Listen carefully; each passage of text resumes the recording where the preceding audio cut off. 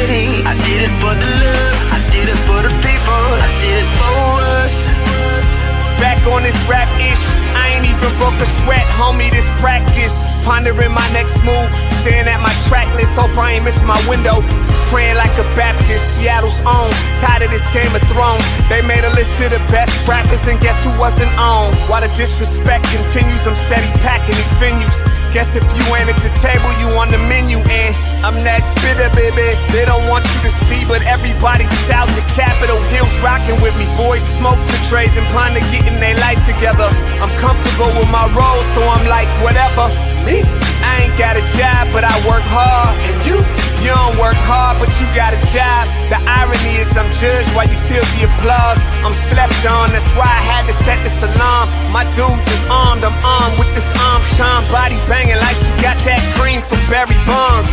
Yeah. I did it for the city. I did it for the love. I did it for the people. I did it for us. That Dre season is here. A real hitter with a mic, I'm everything that they fear. With that hood ain't the same, I was all on their ass, I'm level-headed. So yo, my dudes love when I spaz. And I'm so over Seattle's passive-aggressive attitude. They don't call you back, what they really saying is F you. While I'm from the same place, I move at a different pace. I prefer if you just said it to my face, damn, I did it. I did it for the city. I did it for the love. I did it for the people. I did it for us. Average dudes with they average spit, writing average rhymes, knocking average chicks. The closer I get, I can feel the people starting to shift. I'm loyal to a fault, and everybody can't come with. Rap's a rich man's game. I'm only playing with change. They bang models and singers. I'm knocking my own flame. I'm different. The crowd, I move with the chosen few. Black thoughts, I could be the front man for the roots. No diamonds and gold, I'm on my sticks and stones. If we can see your panty line, you should have on a thong. My team is strong, through this fire we forged a bond. And they already know what it is when I get on. To the hearse, party like it's December 31st. When I'm on my deathbed, I probably cracking my nurse. You ain't got the bars to compete. I'm a verbal athlete, deflating these boys so they say that I cheat. Damn, I did it. I did it for the city. I did it for the love. I did it for the people. I did it for us.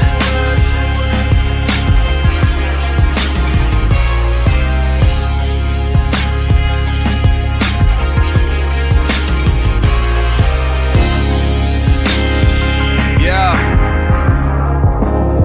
I should probably start by apologizing for the long wait, man. You know, I know I be tripping. But I'm not just a rapper, I'm an artist. And, you know, my creative process is a little bit different than most. Nonetheless, I want to welcome everybody out to the Dre's Experience. I got TCF in the building. My whole camp's here with me. I got the band in here laying this cool-ass vibe. And I'm Seattle's own. Let's get into it. Welcome, everybody. Happy Tuesday to all of you out there. Welcome to the Morning Update Show. I am your co-host, Trey Holiday. And you guys know we do this as a team. Me and my guy, Big O. What's up, Big O? Happy Tuesday. Yeah. I mean, happy Tuesday, Trey Holiday. How are you? I'm all right. How are you? Yeah, I'm okay. Good. You know, I want to welcome everybody to the Morning Update Show. As usual, it's a great opportunity for you to tag and share the stream. Tag and share the stream with people who you feel could appreciate culturally relevant news and information emanating from right here in the Emerald City. Today, I think, you know, we need to just go deeper into this discussion around police violence, around, what it's like to be Black and interacting with the police. You know, the National Association of Black Journalists gave guidelines to Black reporters and like therapy hotline, everything else, because of the added trauma that Black media people have reporting on this George Floyd trial. And they said the people who are actually watching the trial every day, you've seen George Floyd murdered over 100 times. You know what I'm saying? And you know, this has been impactful, man. And it's crazy because in a way, I've been more impacted by a lot of these things outside of Seattle than even in Seattle, you know. And I guess maybe because here in Seattle and even covering the Seattle protests, the Seattle Police Department kicking the shit out of us, tear gas in the press, flashbang in the press, rubber bullets, all this other stuff. I had like my journalist professional hat on or whatever. I'm like, man, I'm intentionally put myself in harm's way to cover this. But then you see these stories across America that come out, and I just got my regular black man hat on, yo. And this shit is impactful, man. Yeah. You know what I'm saying? Anyways, first up, CBS. This is update from the Derrick Chauvin trial. Just 10 miles down the road from where Daunte Wright was killed, the Derrick Chauvin trial continues today with the defense set to present its arguments. Yesterday, Chauvin's attorney raised concerns over how the Brooklyn Center unrest could affect the jury. Jamie Yukas is outside the courthouse in Minneapolis for us. Jamie, good morning to you. Good morning, Tony. After more than 2 weeks, the prosecution is expected to rest its case today. Yesterday, prosecutors focused on appealing to the jury's emotions and put George Floyd's younger brother on the stand. He just knew how to make people feel better. Heartbreaking testimony from George Floyd's younger brother, Philonis. He showed us like how to treat our mom and how to respect our mom. He loved her so dearly. I miss both of them. Jurors listened as he described growing up with his big brother and the joy he brought their family. He was so much of a leader to us. He used to make the best banana mayonnaise sandwiches, and he used to make syrup sandwiches because George couldn't cook. CBS News legal analyst Ricky Kleeman says the younger Floyd was used as what's called a spark of life witness, meant to show the jury just how much George Floyd's life impacted others. I think George Floyd's brother influenced the jury in all kinds of ways. This is obviously very, very painful for him and for his family. And jurors are people. They can feel that kind of pain. Earlier on the stand, cardiologist Jonathan Rich echoed previous testimony and said George Floyd's heart stopped because of low oxygen levels caused by ex-officer Derrick Chauvin's actions. Before the trial resumed Monday, the defense asked to sequester the jury because of the fatal police shooting of Daunte Wright. I think brings it to the forefront of the jury's mindset that a verdict in this case is going to have consequences. But the judge denied the motion, a move Ricky Kleeman disagrees with. They can't get away from it when they go to the courthouse, and they can't get away from it when they go home. It seems the only reasonable thing to do would have been to have sequestered them on Monday. The defense is expected to begin part of the case today. It's not clear how many people it'll call to testify or if Chauvin himself will take the stand. The judge told the jury it should expect closing arguments this coming Monday, and jurors will be sequestered once deliberations begin. Anthony? Jamie Yukas in Minneapolis. Thanks, Jamie. It's tough. Man, I'd be so angry. And it's a challenge to be here on air and doing this news show. It's a challenge. I'm like, man, how can we give the fairest platform possible? How can we be fair? And you know what I'm saying? And even here, excuse me, here, even throughout the Seattle protests and everything else, it's like, how can we give space and everything else? And it's at this point, man, it's like when we look at this trial, I mean, let alone, of course, the family and everybody else, but even as Black media, this shit is traumatizing, man. You know what I'm saying? And it's like, damn, people just, they don't get it. Man, George Floyd was dead for 3 minutes, and 3 minutes after he died, dude's knee was still on his neck. And you feel like it's the knee on our neck. You know what I'm saying? It's the knee and Trey Holiday. It is tough. We talk about it after the show, but we try not to go too deep because we know the next day we got to talk about it again, and we have to be here again for our community, doing community news, reporting on things like this, reporting on white kids getting off when they threaten to kill our babies, reporting on Black folks dying constantly dying, gun violence, police brutality. It gets to a point where you're like, man, at what point will the scales tip enough to where people are like, you know what, like, we really can't do this anymore. We really can't do this. I mean, every time I listen to the defense attorney for Derrick Chauvin, I think, how can you even do this? I know it's your job. I get it. But I also don't get it. How the hell can you be there talking about the drugs in George Floyd's system, talking about how it's like he did this to himself, talking about how the people who were just there vouching for George Floyd caused so much concern for the officer's life that he had no choice but to keep the knee on the neck. I mean, this has all been difficult. And it's not just George Floyd. We keep seeing it. We keep seeing it. We keep seeing it.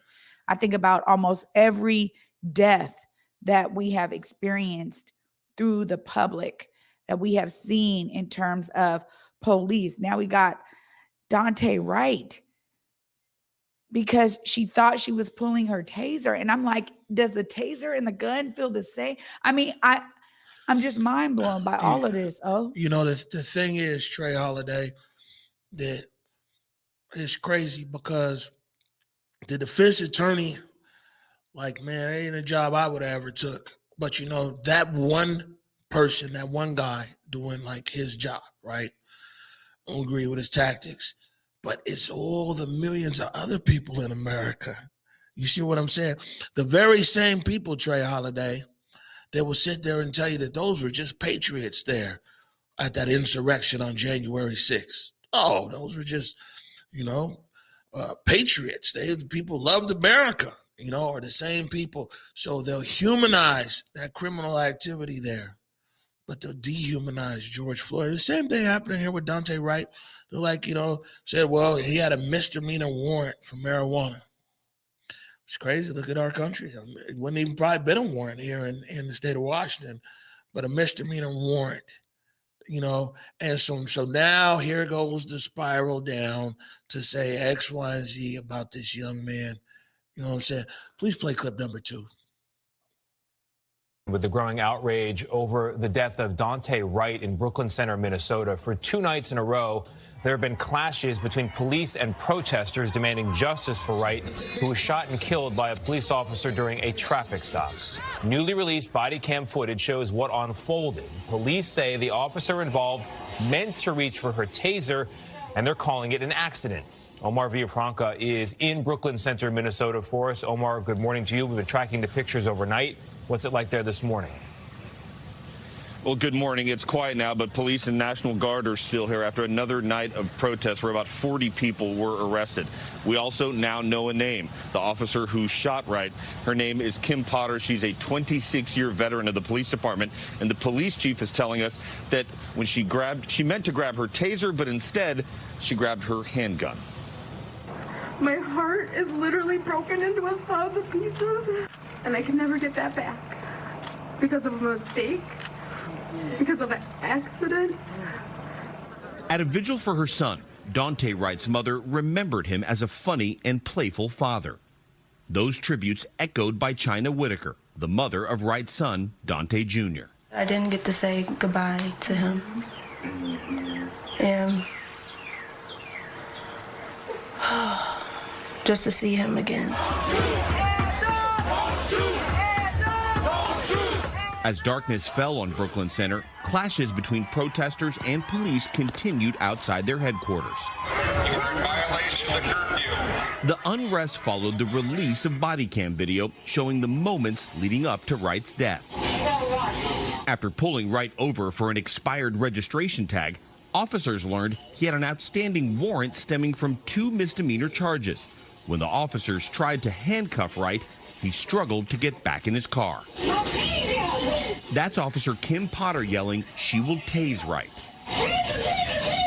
But instead, she's holding her gun, which she then fires. Wright traveled a few blocks before crashing into another car. He died at the scene. Brooklyn Center Police Chief Tim Gannon. From what I viewed and the officer's reaction and distress immediately after, that this was an accidental discharge that resulted in the tragic death of Mr. Wright. I needed to be transparent, and I want to be forthright.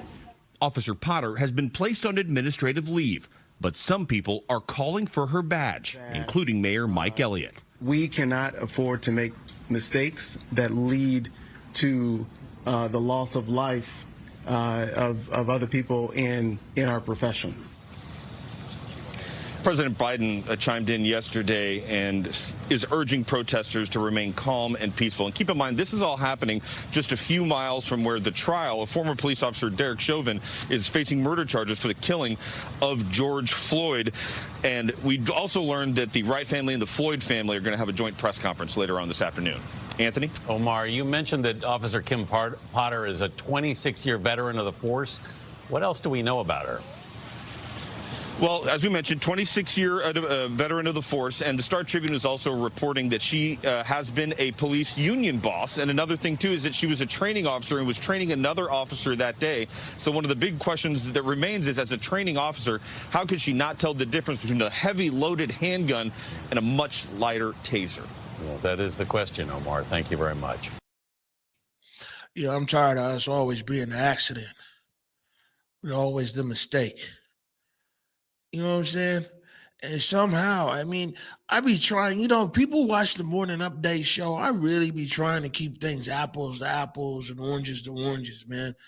But, this shit is crazy. Like, this guy, Devin, what's the guy's name?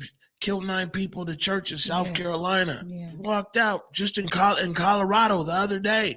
You know what I'm saying? The guy down there in Atlanta who shot up the massage spots. You know what I'm saying? On and on, man. There's never a mistake with these people. Never. You know what I'm saying? I mean, a mistake, dog. They're like, it's like, oh, okay, we're urging protesters to be calm. Like, man, you know me, I'm not really on the whole property destruction and this and that, but man, I'm not calm. Yeah. You know what I'm saying? I'm not calm. I mean, and Biden had to come with some tweet. Biden's out of touch. They asked him what's the verdict he's looking for. Oh, I'm looking for Biden. He was looking for a verdict that people will find, blah, blah, blah, blah, blah. You know what I'm saying? This is an outrage, what keeps happening. It's an outrage. It's just constant. And when you talked about the protesters that were there, the destroyers going into the Capitol, whatever we're calling them, at the end of the day, they had insurrectionists, enemies of America. They had no presence there. But when people were there protesting for Black lives, a ton of police, National Guard, everything. Police. When people are just trying to say we matter, we are here, we are human, actually take some type of care about us. That's all people were there to say. And yet there's tons of police. When you have constant examples of the racial bias that really permeates our country, man. You cannot keep on claiming it's one thing when it's not. You can't keep doing it. We do not see the droves of numbers where it is white men being stopped, white men being killed in front of their babies, being shot in the back. We're not seeing it time and time again with white people. We are just constantly inundated with the images and the examples of how they do not care about Black lives. It's just it just permeates the air at this point. And the thing is that people, it's funny. Actually, this is a good opportunity to address a few things, right? With our audience. we get a lot of people, who come into the comments and they're like, well, why is it always about black or white or this and that? You're watching a black network, okay? And you're not going to go over there to the Vietnamese Times or the Asian News or the Seattle Gay News. You're not going to go to Seattle Gay News and be like, man, how come you're always talking about gay issues? How come there's nothing something straight? You're not going to go over to the Vietnamese News or anywhere else. But how come us black people get our black network to push our black news of things that are relevant to black people, and you want to sit here and be like, well, how come it's always about black? Can we have our own shit, please? Yeah. I mean, period. And that is literally why we're unapologetic about it. At the end of the day, this news is centered around black issues. And yes, we have a wide amount of you who view this, who are in the audience that are non-black. We get it. But you also understand that we're coming with an authentic approach. We're coming with ourselves authentically every single day for all of you guys. And it is a lot. This is literally why I left King 5. I was there when I saw tragedy after tragedy after tragedy, man. And it was like, my God, I'm taking that home with me. And you're trying to just leave it in the office. You're trying to be like, you know what? I'm here to do my production work around these stories. But you're right. Oh, a lot of the times we hold on to it. We're carrying it. And it's not something that is easy to do. But this is what I'm saying, is that there's, in almost all of these stories here, we got two more clips. These things here, the other thing is we see ourselves somebody we know. And that, it's people that we know that could have been a George Floyd. You see what I'm saying? It's people we know could have been a Daunte Wright. It's people we know could have been a Lieutenant Nazario. You see what I'm saying? And then on top of that, it's like, it stays with us. And we talk about this here, that I wish we had the luxury. I mean, there's so many people who report on these issues who still have the luxury of a disconnect. Yeah. And I had a conversation yesterday, and I was like, man, the thing is that white America knows that these rights are theirs. Black America, we struggle and struggle and struggle for America to just love and accept us enough just to be equal. And we hold out hope against hope that, man, we'll just be treated fair, to just be treated equal. We hold out so much hope. And time and again, hope is diminished. And it's like with us, our change could only come so incrementally. You know what I'm saying? Tick, tick, tick. So incrementally. And then it gets pushed back right away. Look at all that went into the Voting Rights Act. And then all of a sudden, we're not going to renew it. Look at all these things that incrementally to get, for 100 years, voter suppression reigned hard in the South. And then all through Jim Crow, there's never not been voter suppression in America to hold back the black vote. And incrementally there, knocking on every door, man, you have to vote, get out and vote. Guys get out and vote, they win something, look what happens. You see what I'm saying? Look what happens. Yeah, it's just constant. It permeates every fabric of the society that we are in.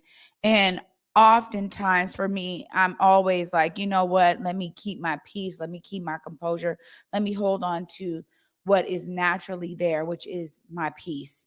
And it does get more and more challenging when it's one thing after another, after another, after another.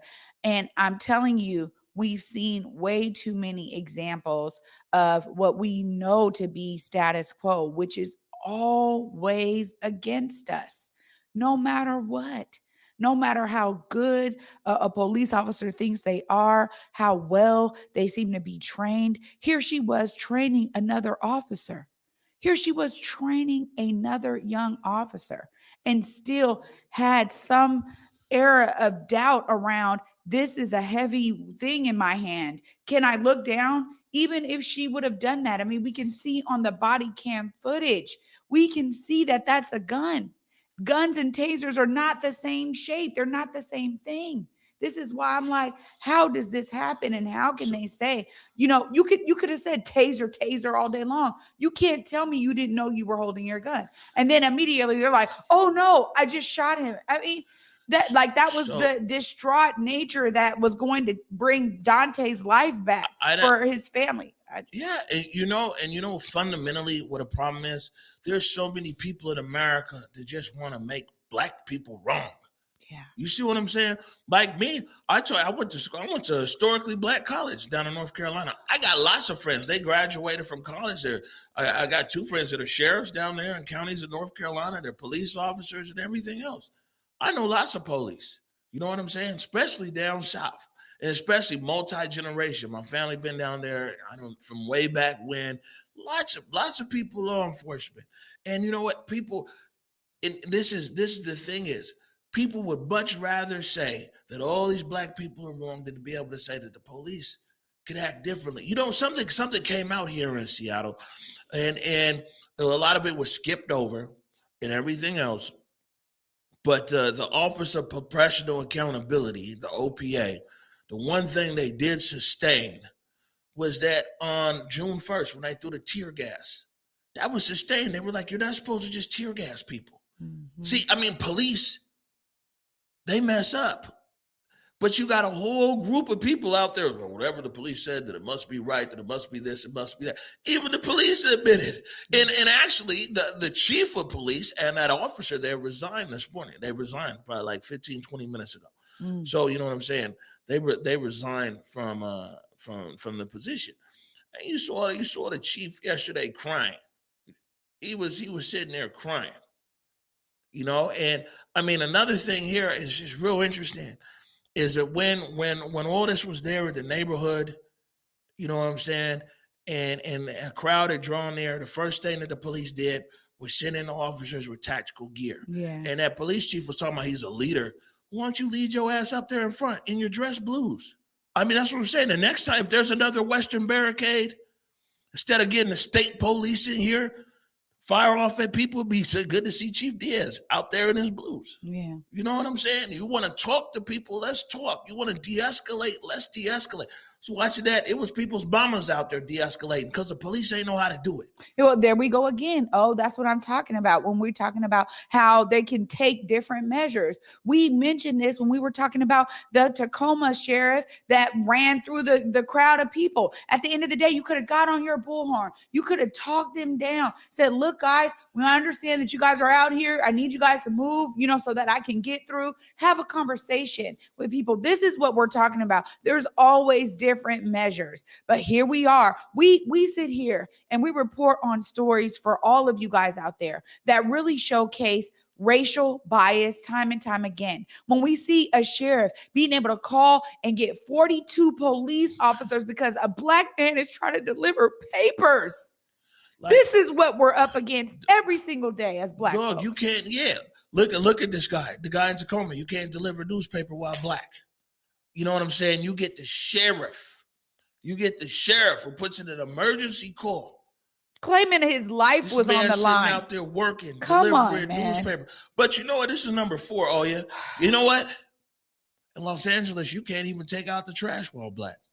Newly released body camera footage of Los Angeles police arresting a black man who was simply taking out the trash. TJ Holmes talked to Antone Austin and his girlfriend about the incident, and he joins us now with more. Good morning, TJ. Good morning, Stray. And add now to the lexicon of hashtags, taking out the trash while black.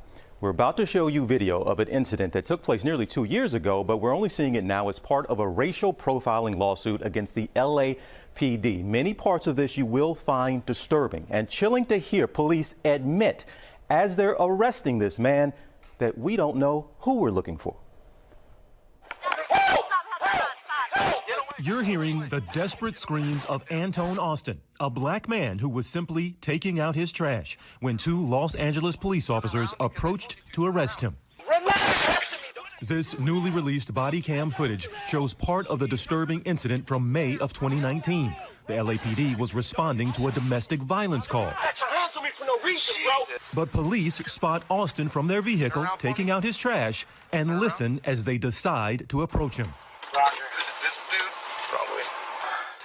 because I told you to. Turn around. What are you doing, bro? I live here. All right, we got a call. Okay, man. I don't know who I'm looking for yet. Come on, step. Turn around, man. What is your problem, dude? You hear the officer admit he doesn't have a suspect description, but continues to arrest Austin, who continues to question the police. Tensions rise. Michelle!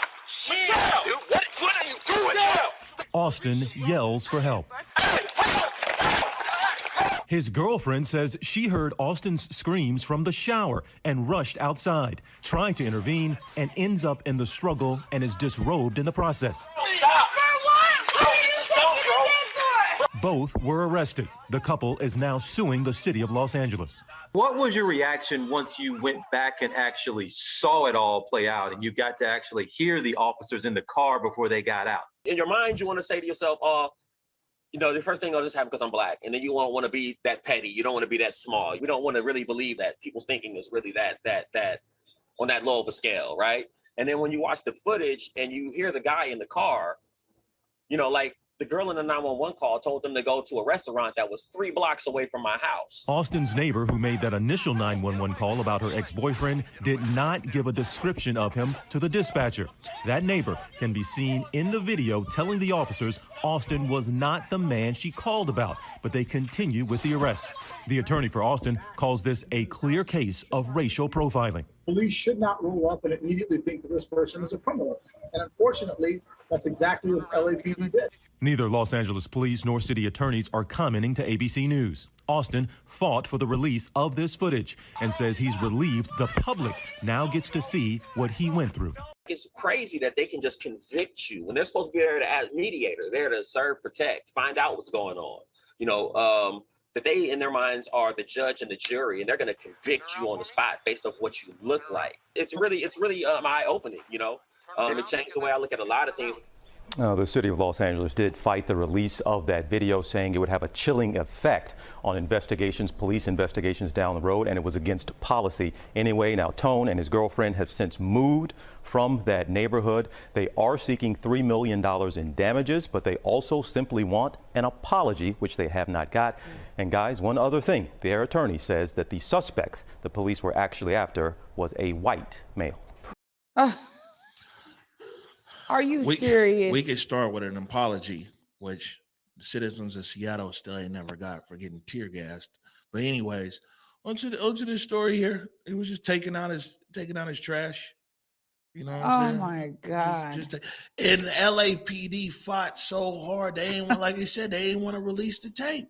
Oh my, yeah. You know what? At the end of the day, that body cam footage is damning to all hell, to be honest. They know that they were in the wrong. They understood it from the gate. The fact that they have not just simply apologized is because, again, this PR campaign around let's protect ourselves, protect ourselves, because if we apologize, it's like admitting that we're wrong, and then maybe they'll just get the lawsuit. This is what's ridiculous.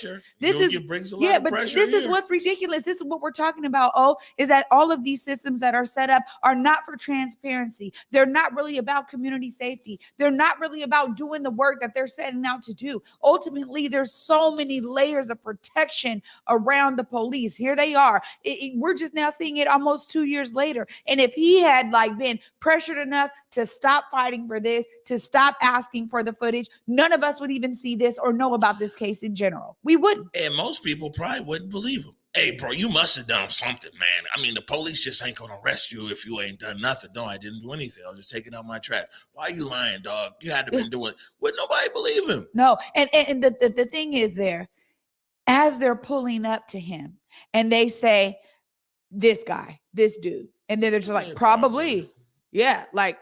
At the end of the day, they had no idea what they were looking for. The fact that the woman who called them in the first place came out and said, this is not the dude. I mean, I'm going to tell y'all this right now, and I've never shared this. Okay, my family suffered police brutality on my property of my parents' house. My father called for somebody else. And do you know when they got there and they saw my father, a big black man, strong in stature, they went after my dad. And my dad said, I'm the one that called you. I was asking you to get this person off my property. But instead, what did they do? They tased my dad. They tried to arrest my dad.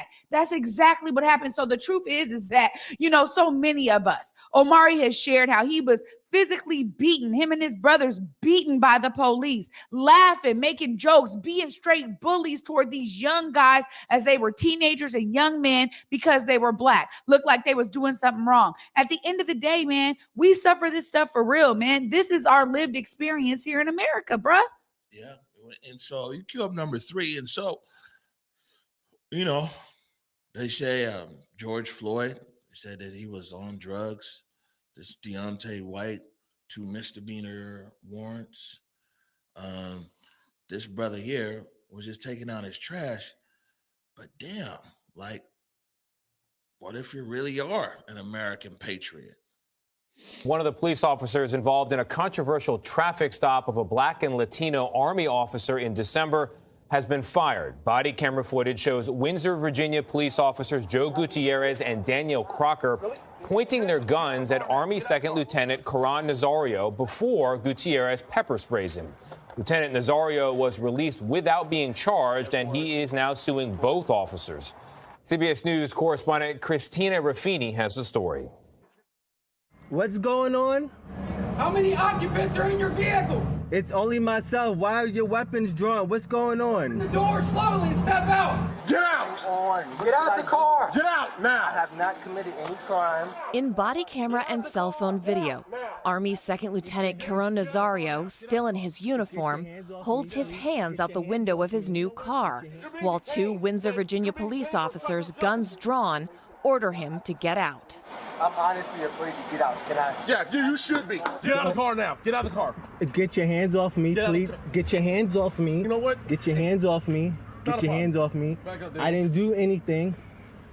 Don't do that. Nazario repeatedly asks why he's been pulled over before ex-officer Joe Gutierrez pepper sprays him through the open window. Sir, just get out the car. I'm trying to breathe. Ugh. My dog is in the back. My dog is choking right now. Get out of the car. Nazario is then kicked, forced to the ground, and put in handcuffs. Why am I being treated like this? Why? You're not cooperating. The incident report says Nazario was pulled over for not having tags displayed on his SUV. But the temporary dealer plate is visible in the officer's body cam video. The report also said officers treated it as a high-risk stop because Nazario had tinted windows and drove at a very low speed to a gas station before pulling over, a move Gutierrez later said he understood. As far as you not stopping and because you weren't comfortable and you wanted a well-lit spot, Lieutenant, that happens all the time. He did everything that we are told to do for everyone's safety. Attorney Jonathan Arthur represents Nazario. When you look in your rearview mirror and you see 2 firearms trained at you, you got to get real calm, real quick if you want to get out of there alive. It's a credit to his training. What are you, a specialist, Corporal? What are you? I'm a lieutenant. According to the lawsuit, the officers also threatened to derail Nazario's military career if he pursued further action against them. If you want to just chill, let this go, and no charges filed, we'll take the handcuffs off, we'll get you a bottle of water you can drink on, and sit here until you feel comfortable driving. Now, after that search of his vehicle turned up no violations, Nazario was released without charge. The governor of Virginia has asked state police to investigate the incident. CBS News reached out to the Windsor Police Department. We did not hear back. Anthony Nazario's attorney said he wanted to file the lawsuit to hold these 2 officers accountable, and so these kinds of stops stop happening. Man, I used to live in Virginia Beach. I'm going to tell you, the Commonwealth of Virginia and them towns and the state police and everything, man, it was... Trey Holiday. This is exactly what I'm talking about. I mean, here you have a lieutenant, serving this country. And even as they see that, they still have their guns drawn. They still are coming up on him as if he's some type of a major suspect that they're looking for. He fits the description of some drug kingpin or something else. At the end of the day, there's no excuses. There's none. This is why people are like, hey, what can we do in terms of different tactics? Because the police have gone awry. You know, it's incremental. I heard what Tiffany Washington said, right? Where it's like, look, you can't defund by 50% immediately. But yes, there needs to be some different measures here, because the ways that the abuse of police authority has been abused, the ways that we see it playing out, that right there, that officer thought that he was going to be able to talk to this man after pepper spraying him and all of this other stuff, and stopping him for no reason whatsoever, and then being like, you just want to drop all this, you know, we'll give you a bottle of water, we'll let you go, like as if that was going to be able to suffice for what he just experienced. That's traumatic, man. Listen, let me tell you something. That's the Commonwealth of Virginia. And when you talk about police authority being abused, the police were created there to abuse Black people. So, you know what I'm saying? This is like, see this right here? This is what I'm saying. Is like we got 4 different clips to show people on what level. What level do you want it? Do you want, okay, here's George Floyd. Here, so he was on opioids. Oh, here's Daunte Wright. Here's Warren. What about this guy here in LA? Right. Taking out his trash. What about Lieutenant Nazario? And there's other clips where you hear the audio, though, more audio. So the officer there was like, you better obey me, boy. You need to obey. You know what I'm saying? And man, it was wild.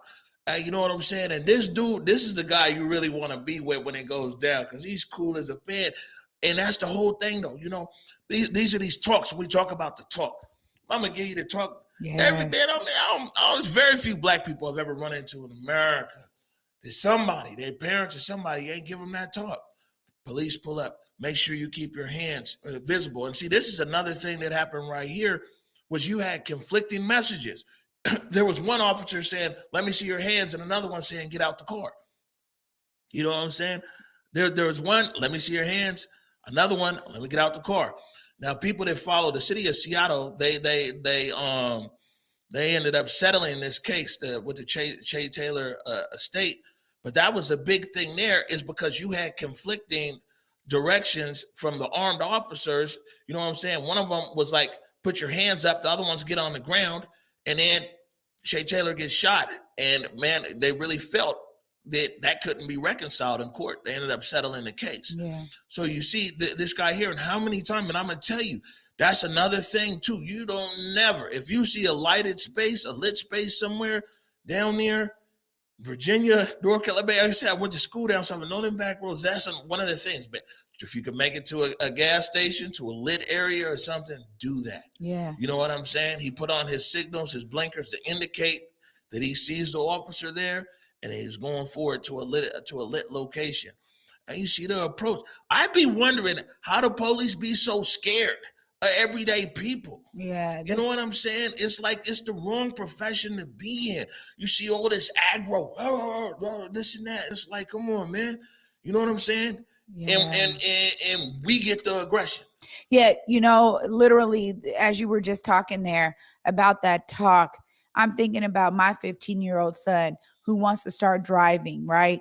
And literally, there is a feeling of immediately of like, oh man, you know, my son driving, like, let me be at peace always, let me be at peace. But just thinking about the fact that when you have young people driving, young Black men in particular, that it also heightens the ability for police to stop them in this regard. He had his temporary plates out, still got pulled over because they said his plates were invisible. The fact that they are afraid or thinking there's a high risk here because he has tinted windows it's just like anything, man, anything that they could possibly say to then elevate their heightened sense of awareness around this particular stop is ridiculous. But all of us who have young men, young Black babies that we're raising, we think about all of the areas and ways that they could be stopped by police. When my son is just playing basketball with his basketball buddies, I'm like, hey,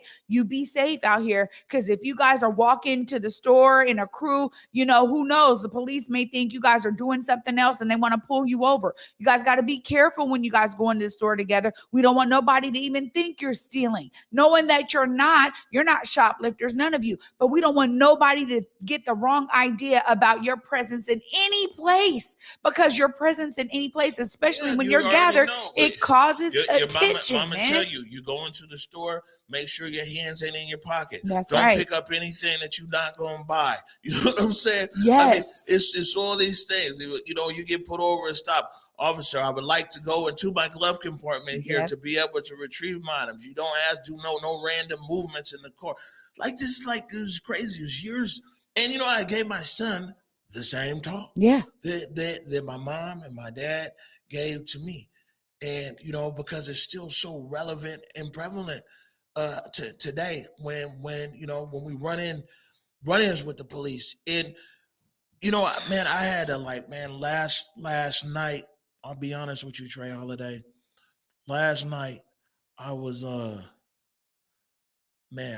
really reached a breaking point. You know what I'm saying?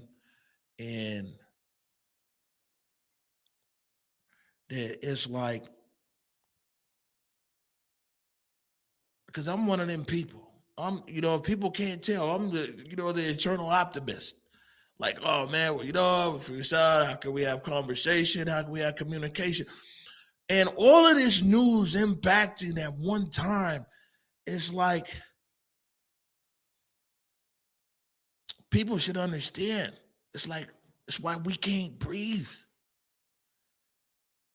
Man, I was claustrophobic last night. Called my mama. I was like, yo, I just can't breathe. And this is what it's like here. And people watching this show, especially white people, you should know that there's a pretty good chance that maybe your black coworker, he can't breathe. Your bus driver, he can't breathe. You just, this feeling, man. You know, and I mean, we try our very best and we're just beat down by this thing. Beat down. And it's organized communication to dehumanize who we are. Man, in a country that's never seen us as human, then on paper, 3/5. That's just to settle the dispute of representation in Congress and things like that, taxation. We're going to make these niggas 3/5 of a human being. From 3/5, we've never been made whole. We've never been made whole citizens in this country. Because you see, there's ink on paper.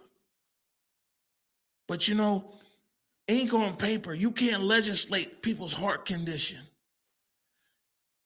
You can't legislate what's in people's soul. And there's so much hate in this nation towards black people just because we're black.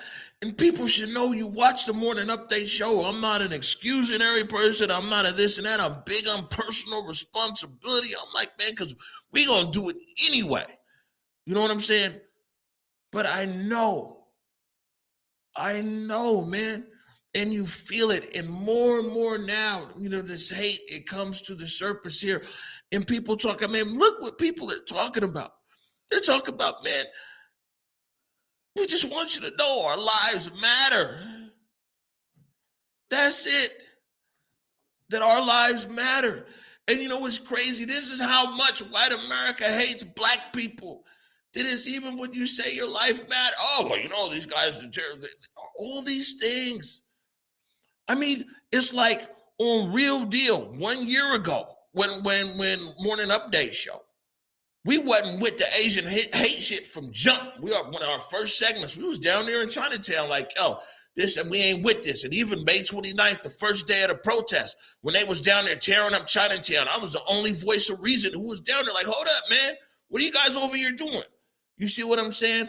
But it's no way no one's going to say, well, stop all hate. No, because we know that, yes, all hate should stop, but we need to elevate what's going on with Asian hate. But it's crazy when we elevate to just say that Black people matter. Look at the response. It's been tough, man. It's been beyond tough, to be honest with you. And we both have children. And we both know that at some point they'll have children. And we think about how their babies are going to be received. And we know what our upbringing has been. I've always been followed in stores because they thought I was going to steal. It was just something I grew up with, knowing that that was going to happen. I have had to witness so many, countless people that I know deal with police brutality, deal with racial bias, myself included, as we try to work our fingers to the bone to be at the same level, to be respected in the same regard as our white colleagues or even our Asian colleagues. We have always had to be the best in the class. It was something that was taught to me from a young age. You know, get to know your teachers. Let them like you and know your personality, because that's going to take you further. Not just be a good student, but you got to be all the things. Not just be a good worker. You got to be all the things, all the things, all the time, all the things for all people. And yet we still are not looked at as equal. We're still fighting for equity in all sectors of this country, period, point blank. It has not stopped. The fact that we have clearly seen how they said, oh, the Black Lives Matter protesters, they were destroying property and they were doing this and that. Yet nobody was calling out these insurrectionists entering the Capitol, breaking down windows, busting through windows and doors, going up into people's offices, putting their feet all up. They were celebrating their insurrection, celebrating it. And yet here we are again, constantly saying we matter. During the civil rights era, they were just saying, just be civil with us. Just be civil. Nothing is extreme or what they are considering radical. Even the Black Panthers, they were like, we just have to protect ourselves. We just have to protect our neighborhood. And they came in and they killed them. They killed them. Tulsa. We're about to be celebrating a 100-year anniversary of Tulsa, Oklahoma. Tulsa, finally, they said, you know what? We're going to have our own town. We're going to build our own town. And they bombed it. And they bombed it just because they didn't want to see Black people thriving, Black people being successful, Black people doing what they need to do for other Black people.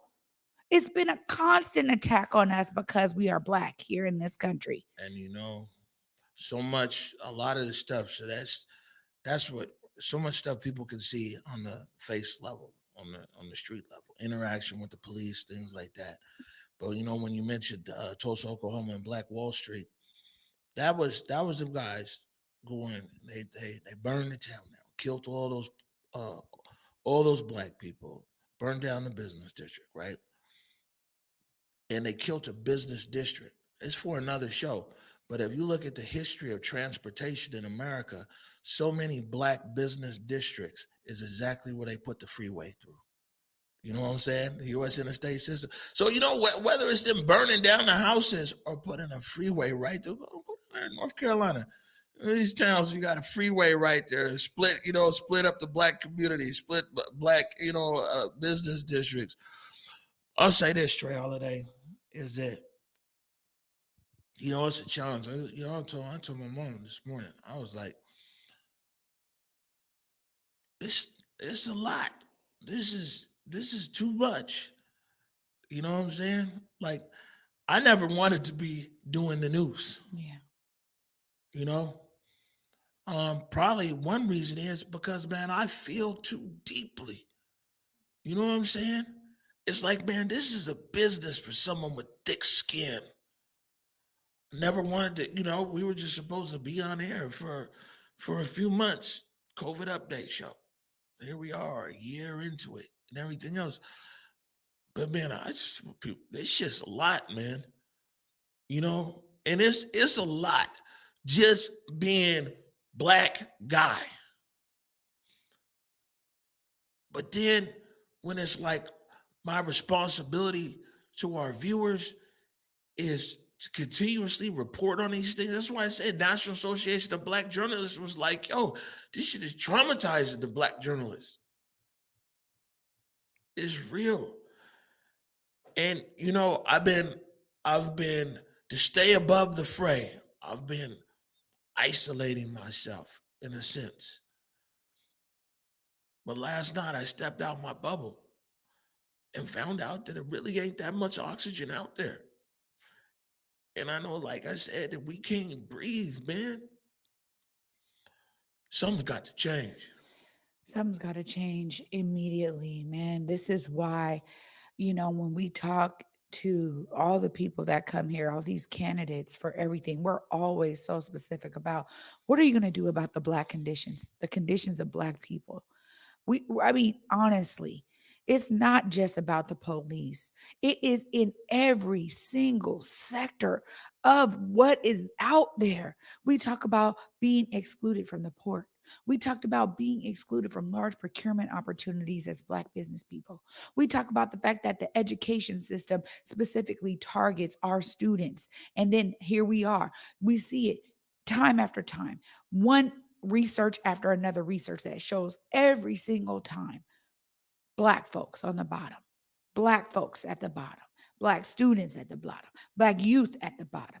At the end of the day, there is something that needs to be awakened in the collective consciousness of all of the people here to understand it is time right now for real elevation of our humanity, our sense of care, who we really are on the inside. This is what I'm talking about. Oh, I agree with you 100%.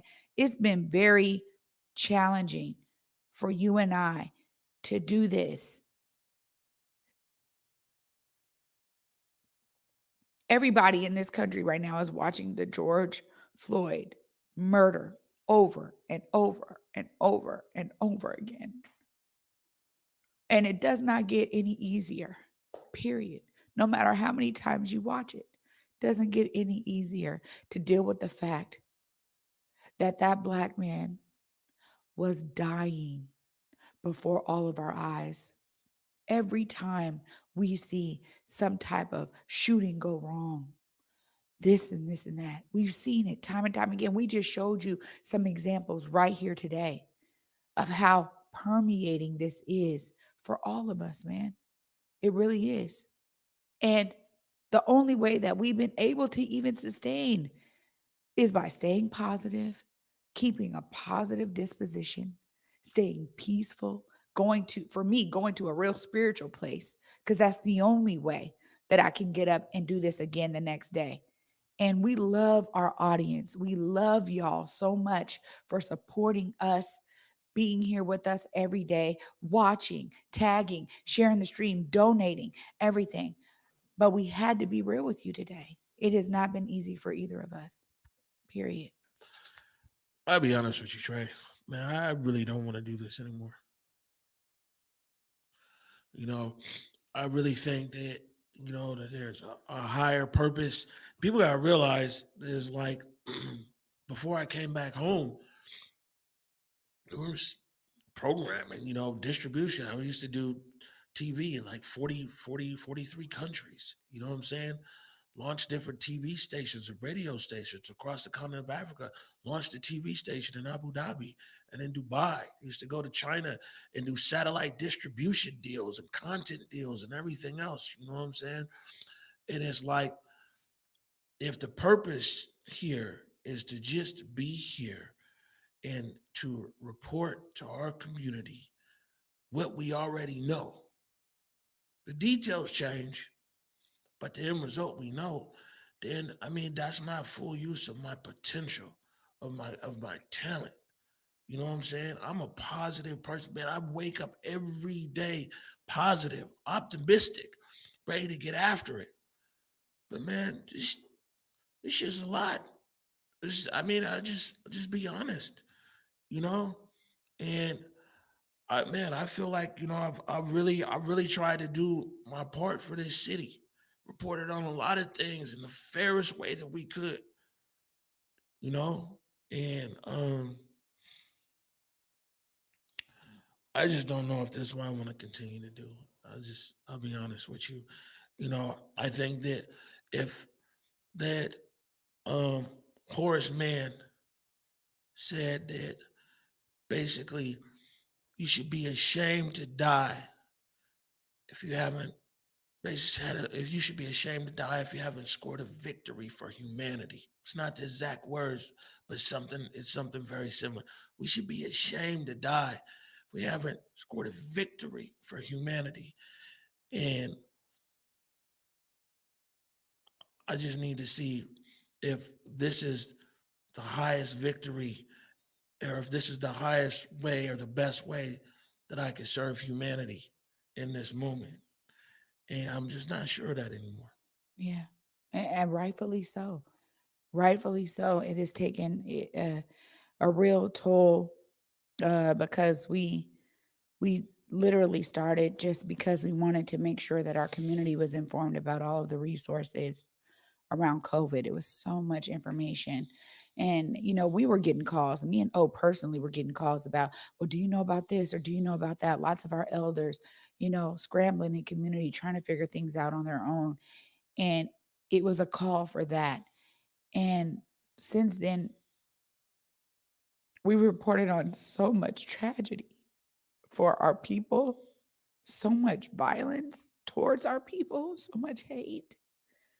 It just permeates the airwaves all the time. It isn't easy to do as Black people, period.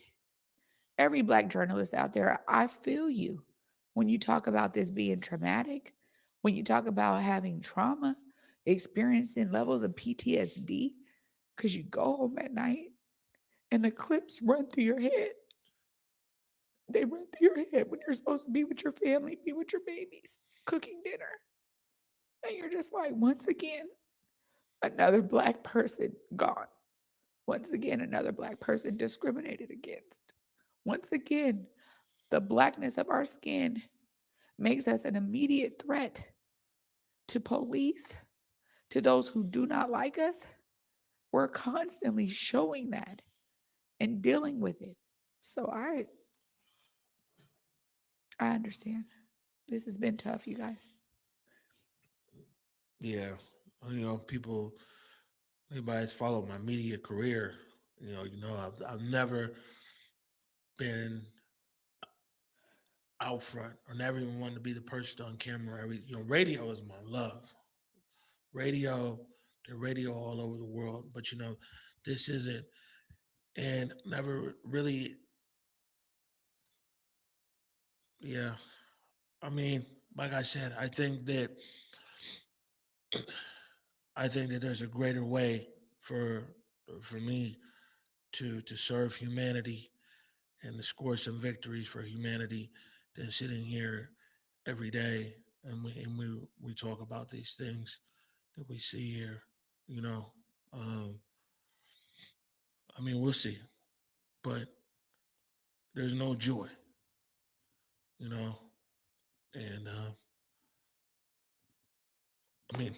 I can say is I tried my best for the city. I've tried my best, and like I said, try my best to be fair, and now, these people don't know. It's like my legs fucked up from the protest. You know what I'm saying? Still got go on the doctor, see what's going on with that. I got memory loss from all the flashbangs and everything else. A short-term memory loss. I get PTSD. I saw this shit out of Minneapolis last night. Other day, it just popped up on my screen. Jay Grabrot was here. you know? And I mean, man, police violence is real. You know what I'm saying? I don't wish that on nobody. I'm still dealing with the impact. I'll never talk about it on air.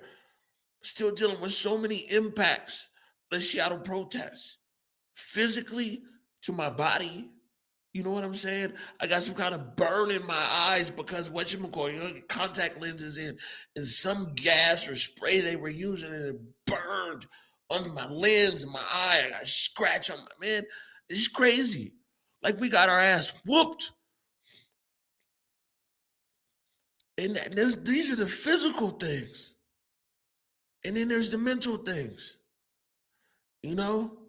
We try to remain positive through all of this, man. But, you know, like I said, we'll see. I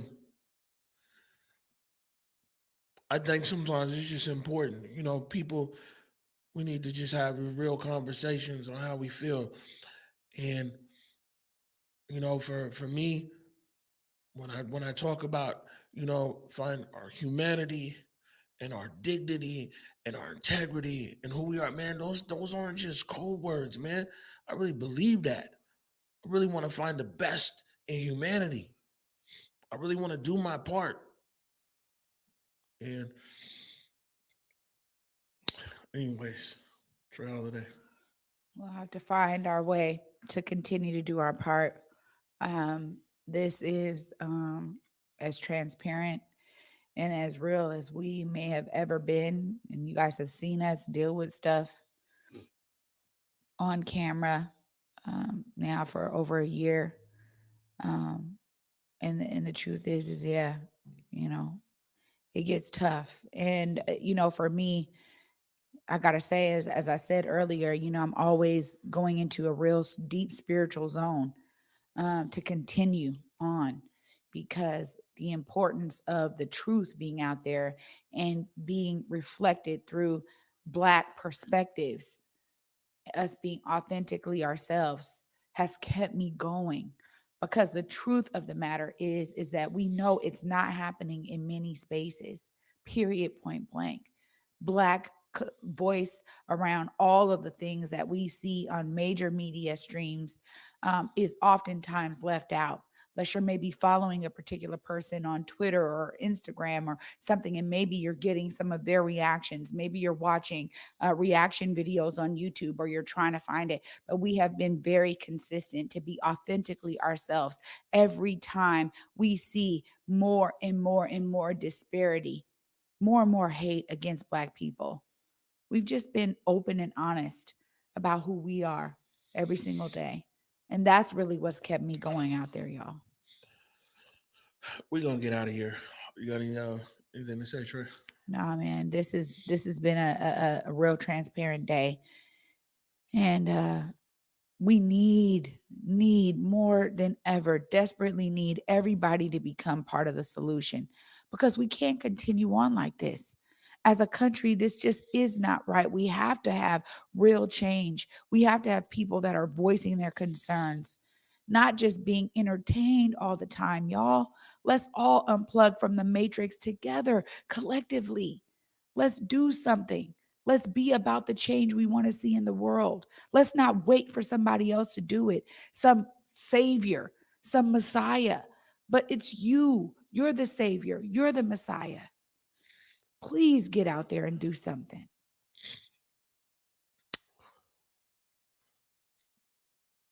All I can say is what I say every day. Go forward in your purpose. Go forward in your humanity. We're out of here. Lift every voice and sing till earth in heaven ring with the harmonies of liberty. Let our rejoicing rise as the listening skies. Let it resound.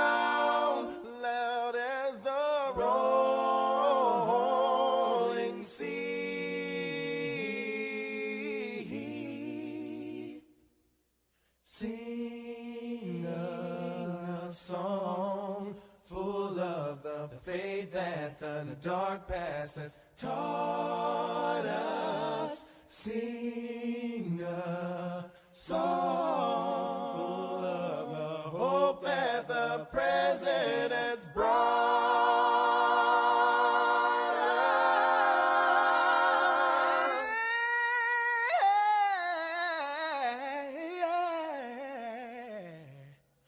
Facing the rising sun of a new day.